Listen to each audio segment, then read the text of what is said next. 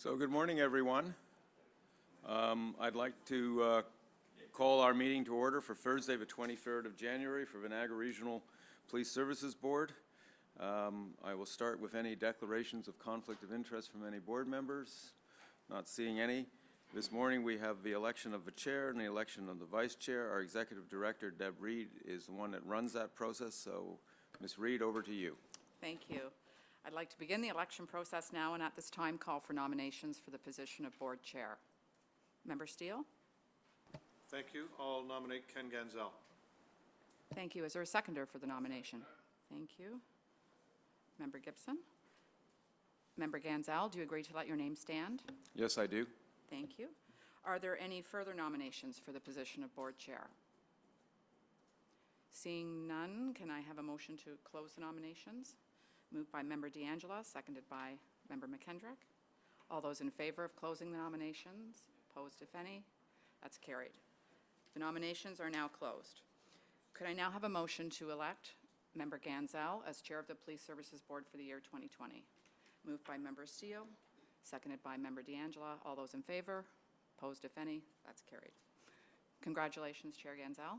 Thank you. Thanks. I'll continue now with the election of the Vice Chair and open the floor for nominations. Member D'Angela? I'd like to nominate Member Steele. Thank you. Seconder for the nomination? Member McKendrick? I will second that. Thank you. Member Steele, do you agree to let your name stand? Thank you. Are there any other nominations for the position of Vice Chair? Seeing none, can I have a motion to close the nominations? Moved by Member Eek, seconded by Member D'Angela. All those in favor? Opposed, if any? Nominations are now closed. And could I now have a motion to elect Member Steele as Vice Chair of the Police Services Board for the year 2020? Moved by Member Eek, seconded by Member McKendrick. All those in favor? Opposed, if any? That's carried. Congratulations, Vice Chair Steele. This concludes the election process, so I'll now turn the meeting back over to Chair Ganzel to continue with today's agenda. Thank you. Thank you very much. And thank you to the board for your confidence in me serving another year, and also for the confidence in Member Steele as our vice chair for the next year as well. So we have a fairly interesting agenda for the public part. So I would like to have the minutes from December the 12th. I need a mover and seconder to approve those. Member Eek, seconded by Member D'Angela. All in favor of the minutes? Thank you. Mr. Chair? Yes. I would like to add an item of new business. Is it now or is it later in the program that I may do that? I'd ask you to do that after report from the Chief of Police. At that point in time, then we'll add them on. Thank you. Okay. Any other items, new items to be put on? Okay. So this morning, before we all begin, I'd like to remind everyone in attendance that the Police Services Board's meetings are being live streamed, and the video recording of today's meeting will be posted on the board's YouTube channel fairly shortly after the meeting. The board wishes to acknowledge and honor the land upon which we gather as the historic and traditional territory of First Nations peoples. In particular, we recognize and thank the Haudenosaunee and the Anishinaabe peoples for their stewardship of these lands over the millennia. We also wish to thank all First Nations peoples in Canada for their ongoing and important roles in caretaking of the lands beneath our feet whenever we travel on Turtle Island. At this point, I would ask everyone to stand. I would like a motion of silence in just a second here. Words cannot express the tremendous grief our nation and many other countries are experiencing over the disastrous plane crash in Iran earlier this month. I would ask that we observe a moment of silence as a sign of the board's condolences to the 176 lives lost, which include many Canadians. Our deepest sympathies go out to the victims, their families and friends in this horrific tragedy. Please rise and join me for a moment of silence.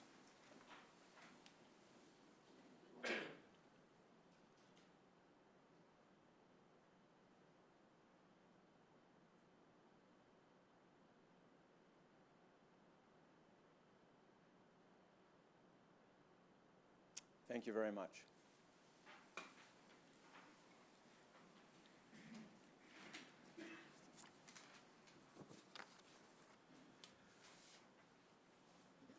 The Community Safety and Wellbeing Planning. On December the 12th, Member McKendrick attended the region's initial Community Safety and Wellbeing Planning Advisory Committee. Member McKendrick serves on the advisory committee as the board's representative, and she will provide strategic feedback throughout the development of Niagara's Community Safety and Wellbeing Plan. The upcoming meetings are scheduled for January 30th and February 24th. Member McKendrick, any comments that you'd like to make? Just that it was a very productive meeting, but very much still in the early stages, bringing together many partners across the region, but I'm hopeful and excited about the work that's about to be done. Okay, thank you. And we thank you for your participation in that and look forward to you updating the board as we go forward on that. Thank you. Niagara Regional Police Communications Unit Accreditation Ceremony. On December the 16th, the service hosted a ceremony to recognize the Niagara Regional Police Service Communications Unit for being designated as an accredited center of excellence by the International Academies of Emergency Dispatch. This was a monumental achievement by members of the Communications Unit. The Niagara Regional Police Service recognition was the first in Ontario and only the second organization in Canada to achieve this accreditation. So I think a round of applause to the service is warranted.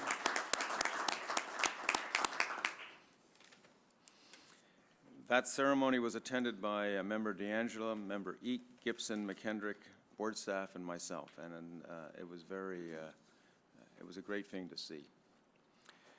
The Niagara Regional Police Service recruit graduation ceremony, swearing-in ceremony. On December the 19th, the service held a recruit graduation swearing-in ceremony for 10 new Niagara Regional Police Service constables and 2 new members of the Niagara Parks Police. Member D'Angelo and Member Eek attended on behalf of the board, and I believe Member D'Angelo provided the comments on behalf of the board, so thank you. The Chief's Charity Gala, which was last Thursday, on January the 16th, the Niagara Regional Police Service hosted the 4th annual Chiefs Charity Gala at the Americana Conference Resort in Niagara Falls. This formal event is a major fundraiser for Victim Services Niagara. This year was featured guest speakers was Amanda Lindhout, who is a New York Times best-selling author and expert in resilience and survival and optimal mindset. It was a very, very interesting presentation that she made, and her story was extremely interesting, but also I would say extremely scary, not just for her, but just hearing what she went through for the number of months that she was in captivity. This was attended by Vice Chair Steele, members D'Angela, Eek, Gibson, McKendrick, Mr. McKegg, our board solicitor, Ms. Reed, and I attended. The District 1 facility update.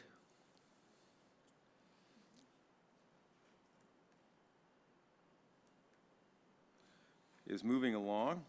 I visited the site back on the 17th of January.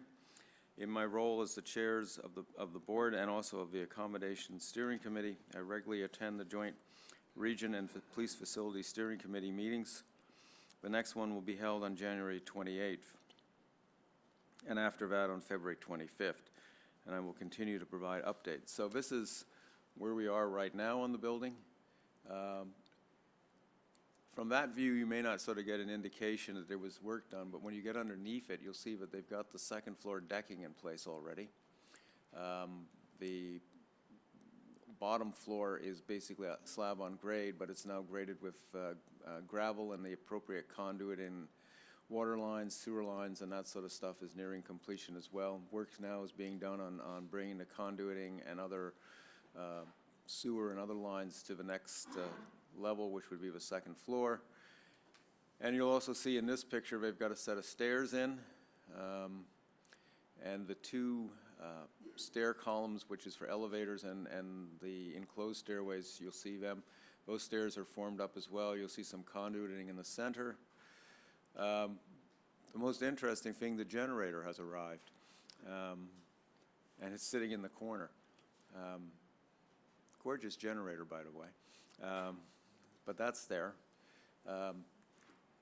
And what I've been doing is, over the course of this whole construction, there's a certain point on the property where I always take what I call a reference photo, with the intent of trying to show the progress from a central position. So if you look at December 10th, which was the time in December that I visited, to January 17th, as much as it may not look like there's a lot of work done, if you look carefully, you'll see a lot of steel, additional steel working being done in that. I see a certain amount of truss framing going in. It doesn't show the steel decking which is being put in there. So we're moving ahead nicely on that. Regional Chair's address. On January 30th, the Regional Chair, Jim Bradley, will provide an update in his regional address that is being held at the Americana Conference Resort in Niagara Falls from 11:30 to 2 p.m. The moderated discussion will cover topics including the aftermath of a non-amalgamation, the status and development in Niagara, and transportation. Vice Chair Steele, members DeAngela, Eek, Gibson, Miss Reed, Deputy Chiefs Flynn, Forty, and I will be attending the event.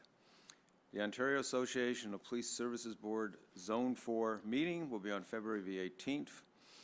The OASPSB and the Ontario Association of Chiefs of Police will be holding their Zone 4 quarterly meeting. The meeting this time is being hosted by Halton Police Services Board, and I'm assuming at their location in Oakville. Board members interested in attending are asked to confirm their attendance with board staff.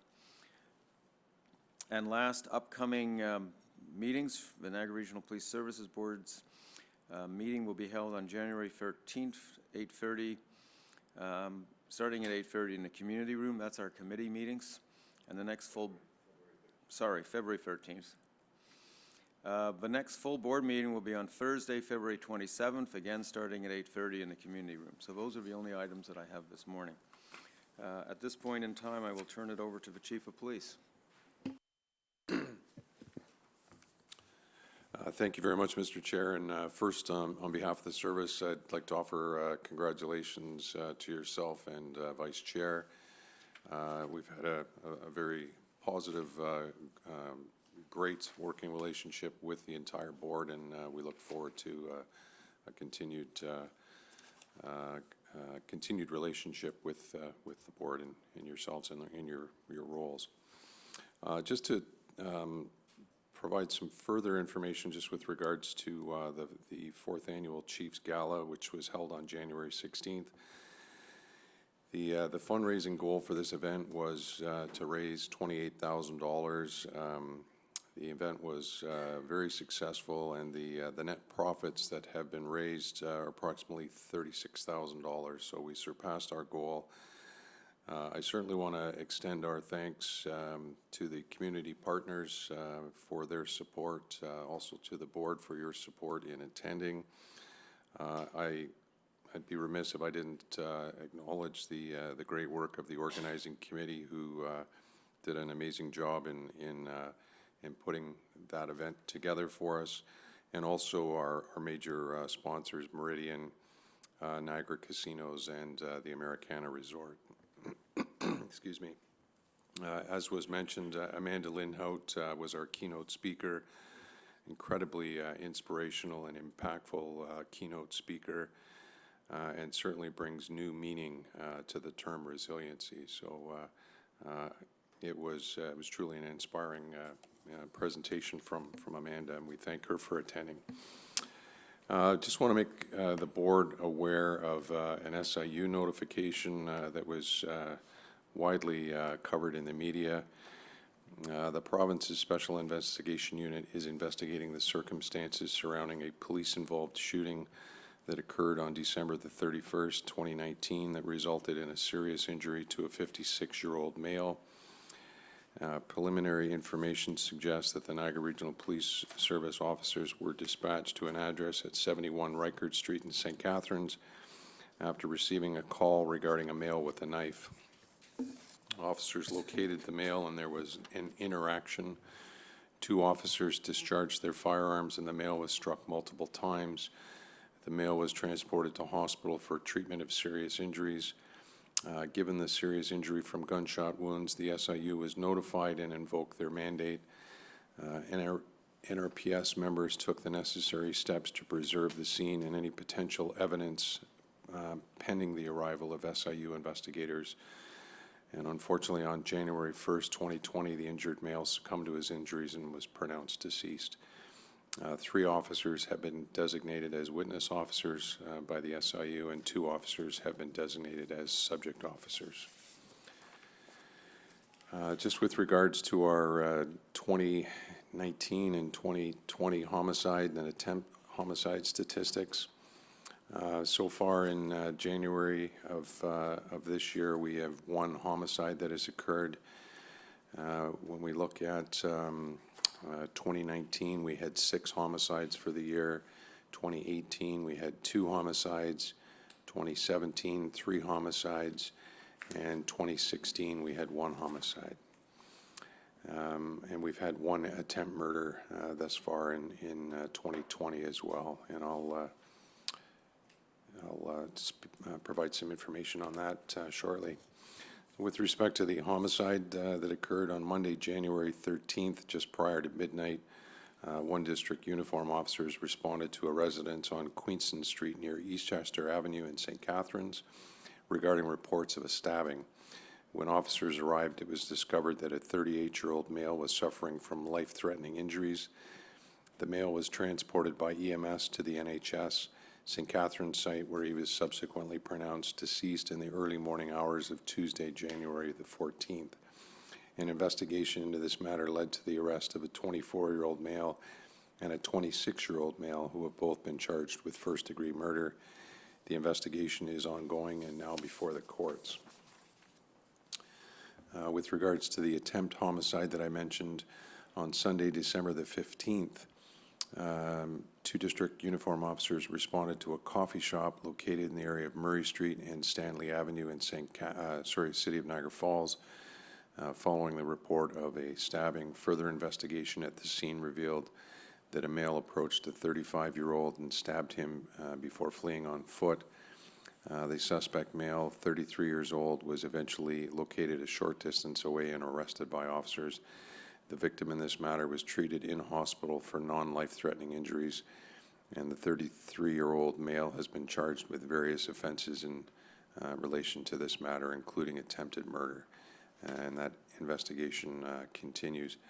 I just want to back up and correct. I mentioned that there has been 1 attempt homicide in 2020. That's inaccurate. There's been 1 attempt homicide in the reporting period, which includes December. So that's just to clarify the record. We haven't had any this year.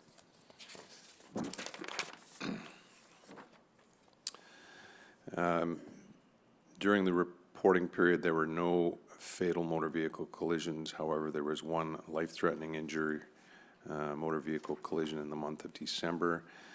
Our statistics for fatal collisions for 2019, the year end, was 13 fatal collisions.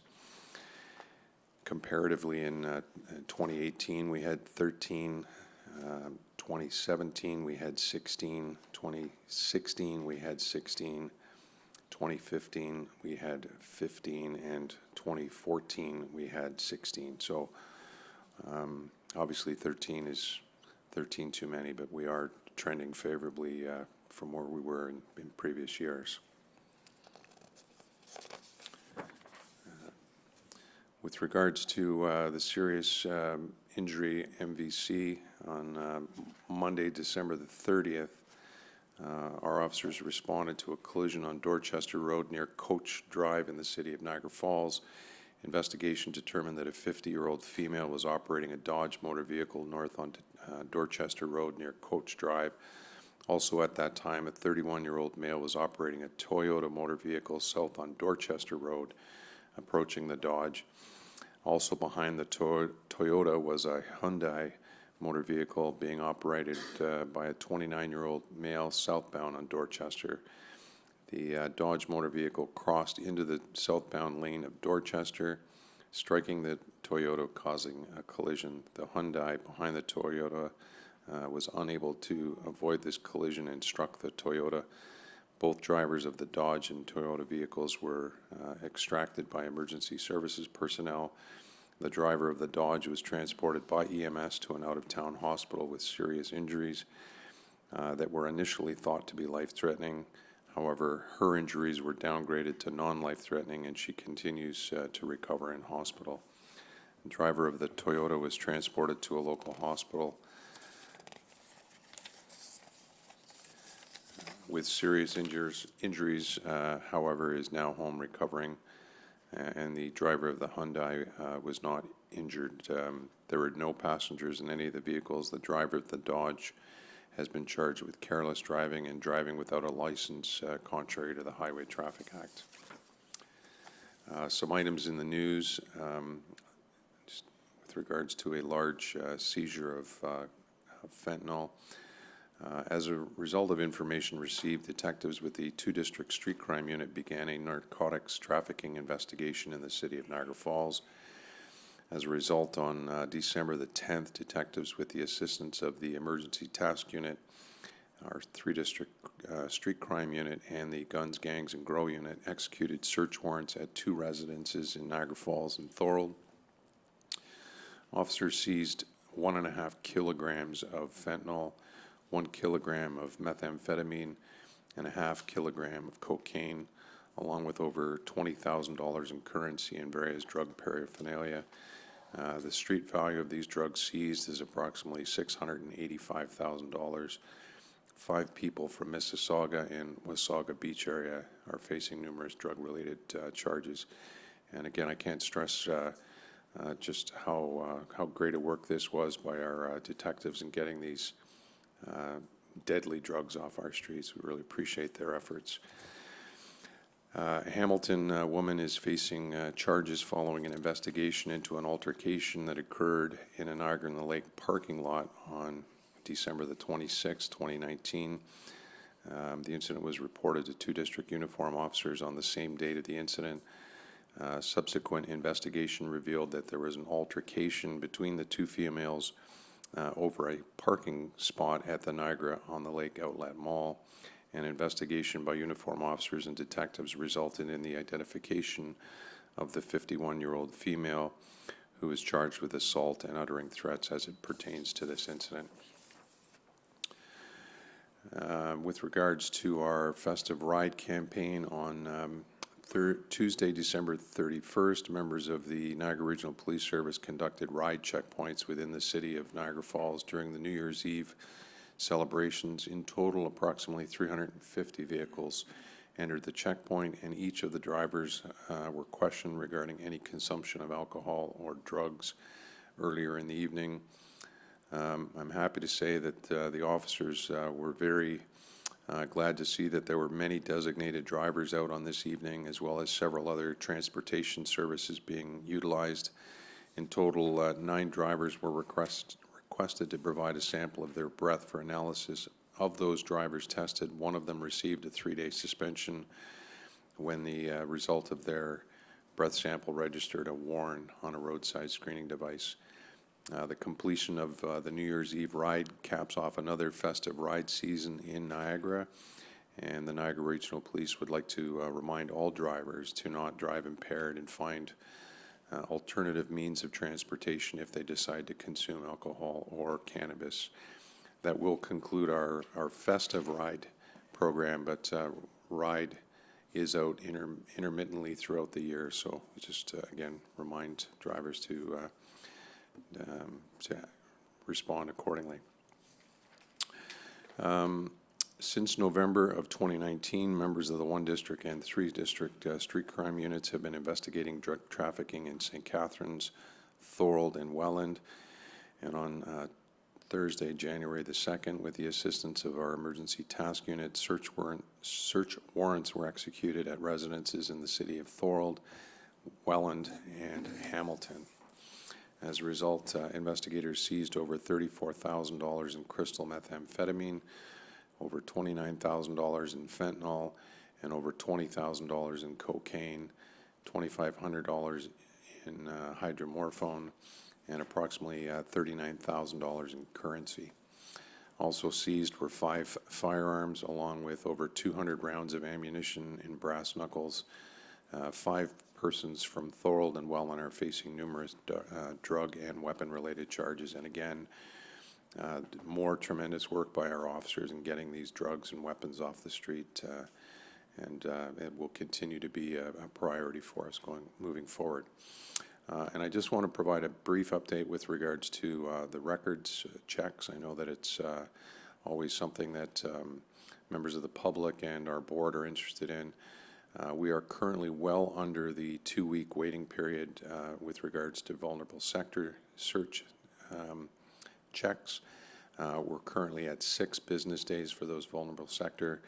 And with regards to just a criminal record check, we are currently doing those as people wait. So it's much improved, and hats off to our records manager, Gary Holden, and his staff for their efforts. And that's the end of my report. Thank you. Thank you, Chief. Any comments from board members? Member Gale? Thank you, and congratulations, Chair. Through you to the Chief, good job on the records check issue with Gary. Do we forecast that in the future? Because I know there's certain crunch times, university getting out and things like this. Or could we be having a hidden gem coming up in a few months where we're retracting that a bit? Do you feel?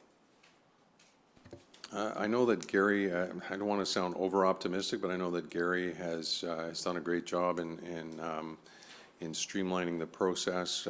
We are looking at another alternative solution to try and further streamline that process.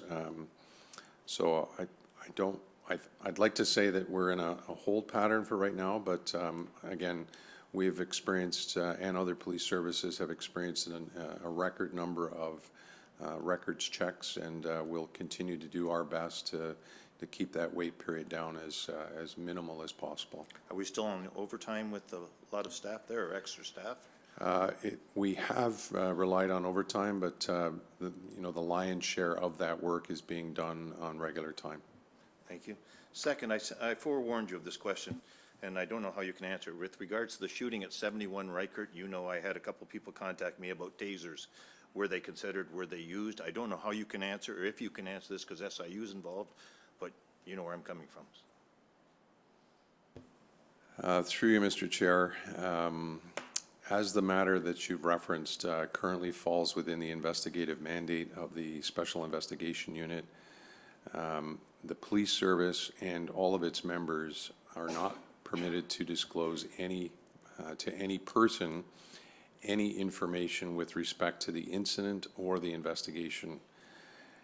For greater clarity, the legislation is very prescriptive, and it outlines that a police service may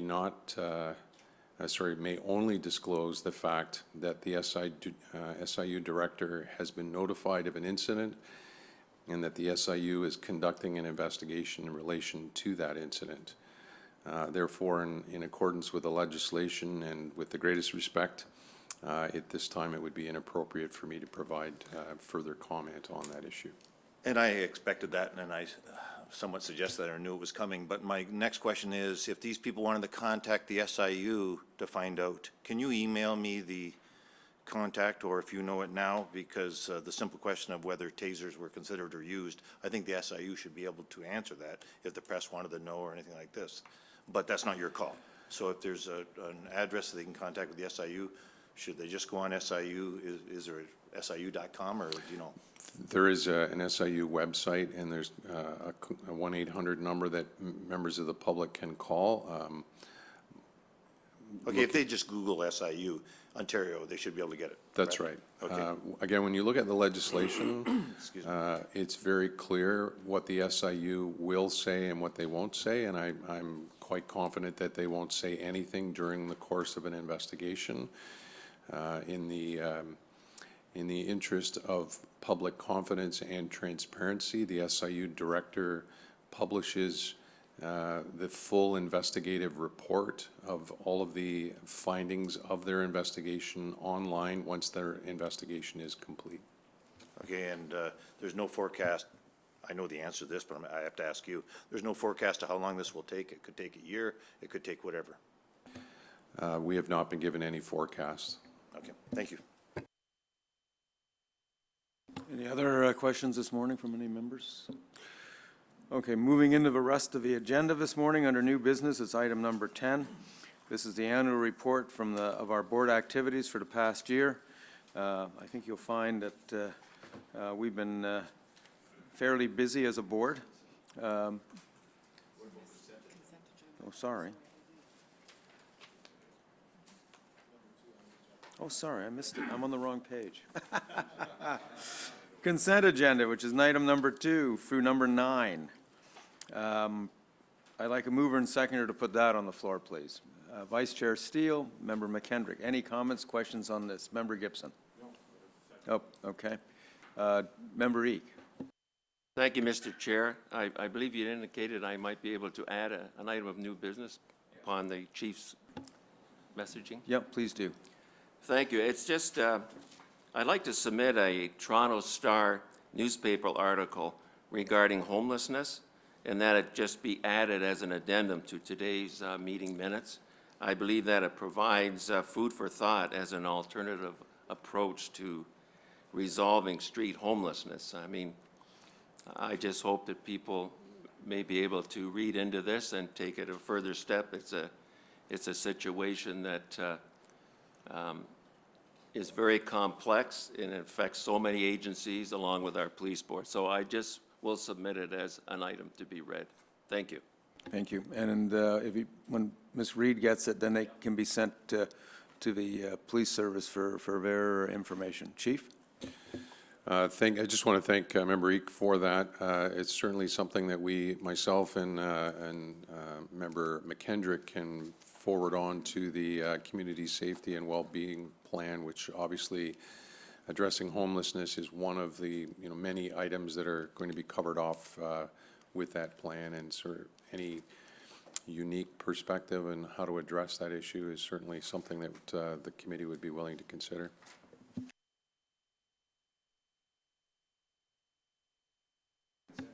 We're now in consent agendas. So we had a mover and seconder to put that on the floor. Any comments on any of the items? Member Gale. Thank you. And one thing, we used to have new business at the end of the meeting. Did we not? And I don't see anything there. I understand Member Eek asking about it just before adjournment. Should we not have, just like a council, just a line there for new business in the future?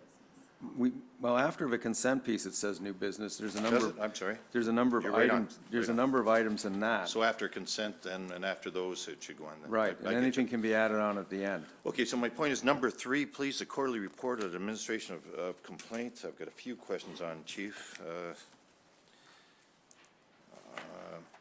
If you go to page 3, just at the top of it, it says to date in 2019 has taken an average of 89 days as compared to 66 days to conclude a conduct complaint. That just seems pretty drastic. That's another 23 days to do it. Is that the nature of the beast, that there's just been more tougher complaints, or are we short staff, or what's the situation there? Do you know?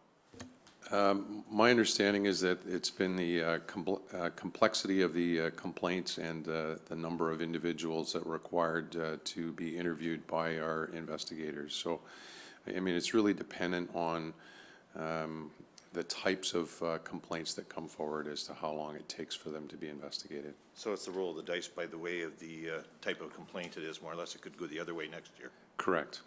Thank you. And then lower on the page, second last paragraph, in quarter 4, 2019, 6 conduct complaints were withdrawn by a complainant. Is that one person that laid 6 complaints in one incident, or is that the same person having 2 or 3 here, 1 or 2 there, and that? Do you know? Have you ever heard of 6 complaints in one incident from one person? It's not uncommon. I don't know in this particular case whether it's all from the same complainant or not, but I can certainly find that out. If you could, because right off the bat, those 6 take it down to the amount of complaints are up, and it just brings it right down. I was wondering if people are going to town on just laying complaints against us. Okay, I'm good, thanks. Any other questions from board members on that? I have just a single comment back on the one from Brock University, which is number 2. I see that most of their numbers are down. I do see an increase of 10% in the criminal offense rate. in their report, which would refer to basically the fourth quarter, which would be the start of the school year, October to December. But then at the bottom, the yearly report shows about 6.8% increase.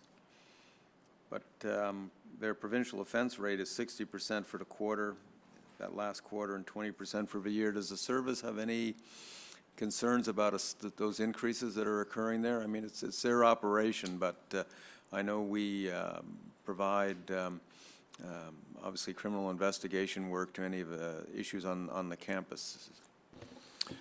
Through you, Mr. Chair, I guess what I would caution is that when we look at criminal offenses as an example, when you look at the percentage, it looks as though 6% is a pretty significant increase, but in reality, we're talking small numbers. So it's an increase from 39 to 43, so there's 4 extra incidents over the year before, and then in total for the year, it jumps from 148 to 158. So again, small numbers. You know, it's a big population there. It's a small city, quite frankly. So it's not surprising that there are incidents of crime that are being reported, given the fact that their student population, I think, is somewhere around 20,000 right now. So.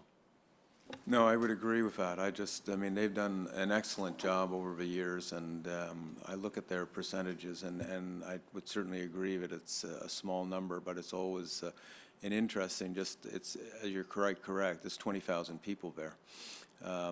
So to some extent, it's actually a pretty good number, even though there are some increases. So I just thank you for that clarification.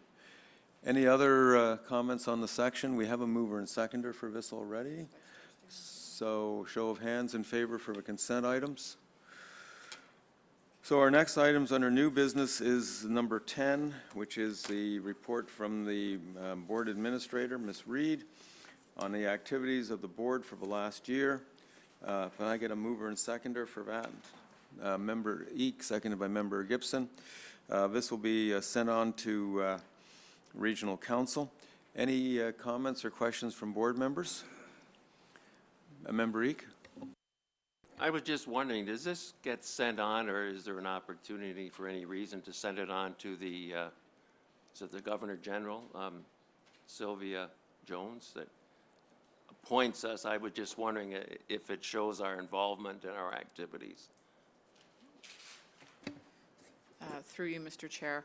Currently, there's no reporting requirement for the board to submit their annual performance indicators back to the ministry. However, there is discussion, I'm hearing under the new legislation when they're coming forward within the next year or two, that there may be some reporting requirements back, but this information is publicly posted on our website as well. We do share it with Regional Council just so people understand the time commitment, obviously, for being a police board member. Thank you very much. Just to follow up, I appreciate your report, very well done, and it communicates a lot of information on exactly what does the board do and their involvement in other boards, and so it's one of those open and transparent. Maybe we use that word too often, but that's what it is, and I appreciate it. Thank you. Okay, so we have a mover and seconder already. Show of hands, please, for report of that. And one of the things, before we move off of that, I wanted to point out to everybody here, and I'm not sure whether video can swing the camera behind me, but through Ms. Reed and the service, we have totally redecorated this room. Now, that's nothing major in the way of redecoration, but we now have a wall of honor which lists every single board member since 1971, when the Niagara Regional Police Service and the Police Services Board was formed. And the wall in the other part of our boardroom here is the current members of the board, and also the statement from Sir Robert Peel back in the 1800s, which is quite well known, as well as our crest is shown on both, and there's a mandate. So I really appreciate the work that Ms. Reed has done in getting that up. The fallen officers are moving to a much more prominent display in the lobby. And I've seen the design work for that. It will be basically aluminum plate etched photographs. It will be truly a wall of honor. And in my opinion, it should be more publicly visible. When it was tucked in here, it was only visible when people came to meetings and things of that nature. So that's under construction out there, and I look forward to that being done. It will be extremely impressive, and I think honor members of the service that have given their lives in the service here. Member Gale. Thank you, Chair. I can't see that.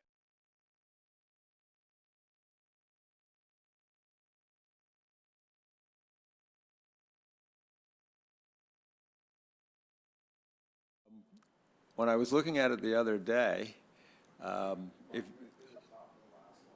you look underneath there, you look at the date ranges in that, and you look at the number of times people have been appointed.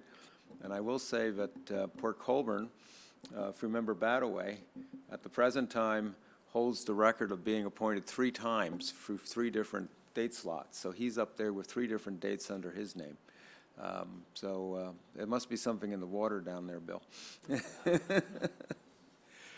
Anyway, this is extremely well put together and impressive, and I think again reflects the Niagara Regional Police Service, the board, and everybody else. And I look forward to a dedication of that memorial wall out in the lobby, and that which I would suspect would probably be about the next 30 days or so, because I see the wiring is done and everything's I think almost ready to go.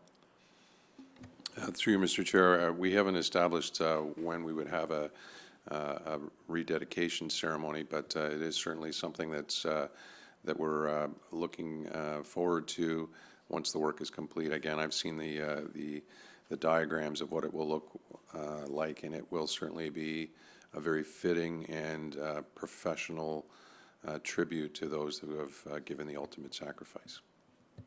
Okay, thank you. So the next item on the agenda is number 11. It's the Ontario Police Video Training Alliance. It's the business plan, and the board is to approve the Training Alliance business plan as outlined in the report. A mover and seconder for that, please. Vice Chair Steele, Member Gibson. Discussion on item number 11. Not seeing any. I just have one question on the Appendix B, and I look at the authorized strengths, or the strength that you are charging off. I'll look at our own police service, and the only reason I bring that up, we just went through the authorized strength report. This document in Appendix B shows the Niagara Regional Police Service at 705 members. And then you can dispute whether the chiefs and the 2 deputies are excluded from training, even though I suspect they're not. But should that number not be 727 or something of that nature? It just seems low compared to what we are. I can't comment on any other police services because I wouldn't know, but us for sure. That's something I can clarify with our video unit where that number is coming from. Based on the authorized strength number, you're quite correct. It's not in keeping with that number. But it doesn't change our rate, I know that.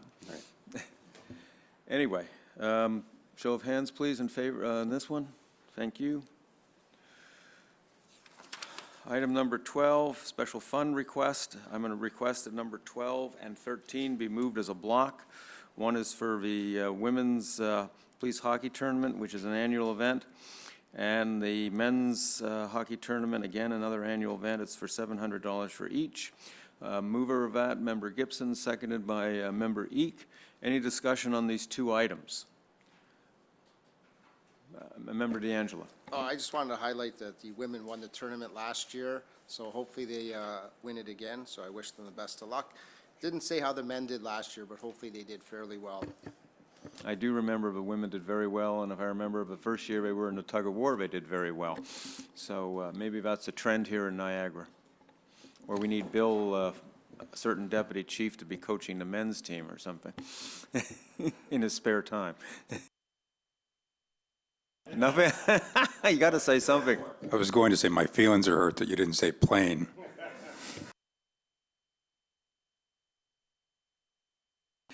Okay, show of hands, please. Thank you. So we're at the end of that. We have one item, very important item. So yesterday, we received notification that an order of council has been issued to reappoint to the Niagara Regional Police Services Board for a period of 1 year, effective on February the 21st of 2020, that Tara McKendrick is our board member now until 2021. So I believe we need a mover and seconder to put that on the, just to receive for information, moved by Vice Chair Steele, Member DeAngela, show of hands in that. It's a good news story. Thank you. Welcome aboard. Oh, please, comments. Please, talk.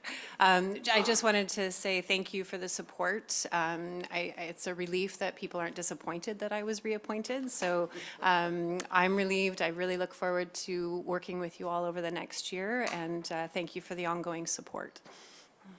Thank you. And we look forward to your involvement in that community safety and well-being plan, which I think is so vital to the region and also the police service. So, anyway, unless there's any new items, Member Gale and then Vice Chair Steele. Thank you, Chair. Through you to the Chief. Chief, a few weeks back at Regional Council, we had a meeting regarding licensing, the licensing function that was taken from us and given to the region. And they surprised, I won't say surprised us, but we were out of the loop, regional councilors, as to the makeup of the committee. And there's a gentleman that's running it, I can't remember, Applebaum, I believe his name is, that's running it at the region.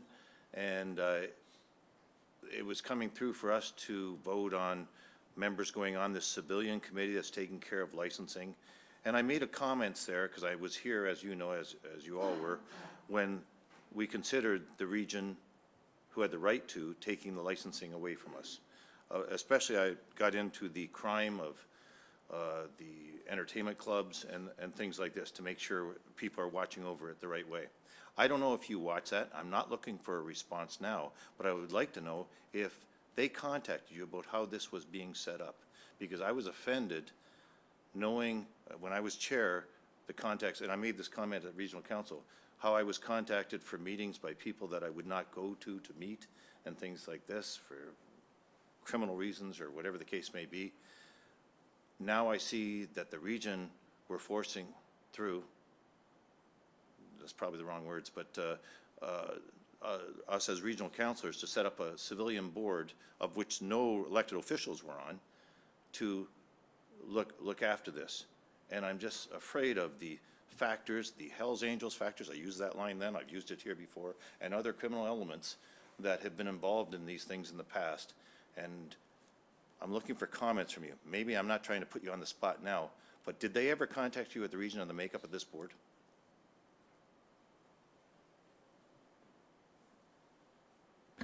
Through you, Mr. Chair, I've not been contacted with regards to the makeup of that board. I'm not sure if any of the other staff. So, Chair, I'm looking for a conversation on this somewhat. I've got an ex-RCMP officer beside me here and others at the elements behind things like this and how offended I am that the police service even weren't asked about this. Like, what do you think? Just that simple question. What do you think about what we're doing? And we as a regional council had on our agenda to pick people. They could have been great people, don't know them. But we referred this, whatever, didn't we? That report to another date. They were coming back with a report on how they came about this at the region, because we weren't prepared to make this decision on it. We wanted the bios of the people. That was at committee. Was it at committee? Okay, I thought it was. Then corporate services it probably was. Okay. But, I'm sorry, go ahead, Chief. I would just, what I would add is that I think it's important to note that as a police service of jurisdiction, we still maintain carriage of any criminal investigation that would result from any activities that are taking place in any of those clubs. Or we still have, our intelligence units are still very alive to the issues, and again, we work closely with other agencies in the province to address organized crime, and so would not want to leave an impression that we are out of the loop, or that is being completely taken over by the region. It was important for us to ensure that, yes, the region was taking over the licensing component, but if there was ever any indication of criminal wrongdoing, that would be within our realm, and it still remains within our realm. And we do have good, strong, open lines of communication with the licensing unit in that respect. Yep, and I understand that, and I'm glad you mentioned that, but we've even had at that meeting a lady stand up and complain about, have had some complaints about Uber and things like this, and she mentioned how the police, my words, should have more blitzes or whatever the case might be. And I said, the police don't do that anymore. It's the region that does that. I understand the police will assist if they're called, but Uber and taxis and that fall under the region now. But when I'm getting to the criminal element that I know involved in the other things, involved in some other things, and that I'm offended that you weren't contacted by this individual or the region as to what do you think about this setup, and for your comments. Maybe you give it full blessing, but I'm just putting that out there, and I don't know. I guess it's up for us to bring it up next time this rears its head at council, when a report comes back at the makeup on this. But it was a surprise to us that they'd have total civilians there, and there are no elected officials. But regardless of that, I'm more offended that you and your staff weren't told, this is the way we're setting up, what do you think? So, Just to clarify, I'm not really sure what the role of this board is, so I'm not sure if it's the appropriate makeup, that it should be civilians, that it should be elected officials. I don't know the scope of what the responsibilities associated with that board, so I can't really offer any further comment on that. okay, thank you. Vice Chair Steele. Just before I get into my new business, just for that, this is coming up tonight, some of this stuff. Tonight? Well, because we are bringing up the Corporate Services Committee, the minutes, so you may want to talk about this. Sent back for report, wasn't it? That's what I pulled up. I was just looking at, seeing what the, if you can bear with me.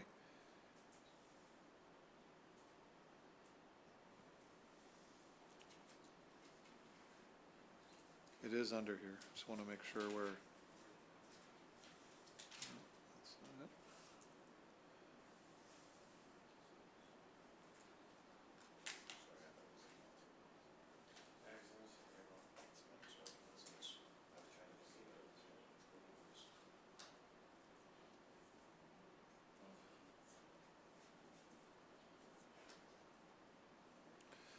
So it is coming up, but I don't see it. I don't see a referral in here, Bob. I know it was sent back for a report. Maybe it was direction. I don't know, but it was sent back for a report because they wanted us to vote on the members, and we said no. We wanted bios and things like this, so I'm not overly Yeah, because the worried about it. recommendation shows that it was approved at that, but it doesn't show anything about here. That's what I thought, that there wasn't a referral. I'm just seeing. Yeah.